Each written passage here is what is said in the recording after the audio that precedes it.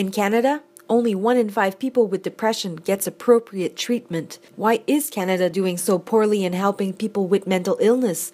Dr. Paul Kurdyak explains why treatment is so difficult to come by. There's an interesting phenomenon happening across society whereby we know that there is a huge unmet need. We also know that across the country and frankly across the developed world there is more and more efforts to destigmatize mental illness.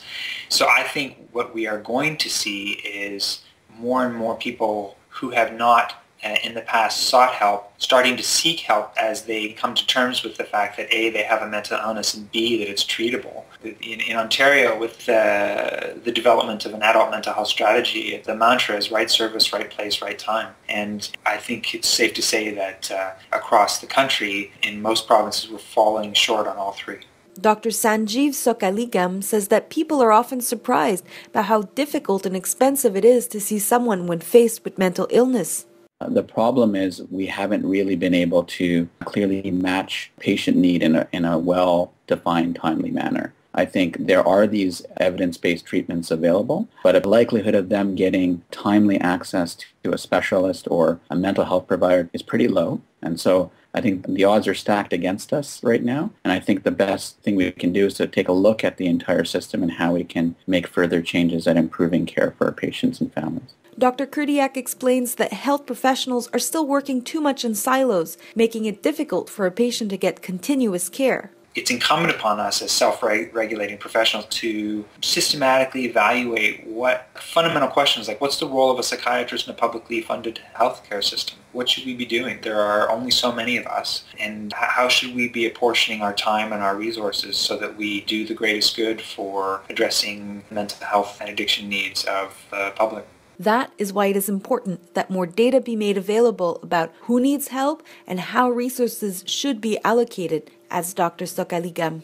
It's getting better, and although we work together more often, we're not getting a systems-based feedback on how we're doing or performing, where are the gaps in care, who are the patients who are falling through the cracks. I think these are some of the pertinent issues that really kind of highlight the difficulties of access across Canada. One of those difficulties is that in Ontario, only 1 in 3 patients discharged from psychiatric hospitalization will get a follow-up within the next month.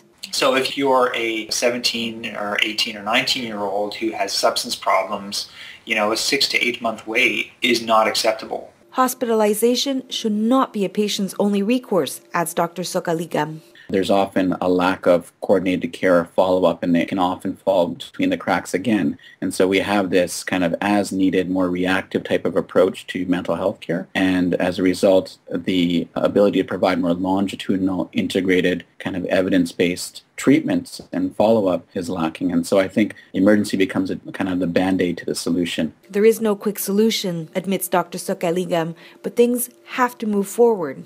We have a lot of resources and services that I think we could use better, which hence the term working wisely, that I think there are opportunities to better align care. And again, first, having a centralized kind of intake can be effective in identifying those patients at need and where they need to go within the system. And then second is having some kind of data or feedback for clinicians, providers, and also for patients about how they're doing and where they can access the next line of treatment in their road to recovery from mental health. For Evidence Network, I'm Mélanie Meloche-Holubowski.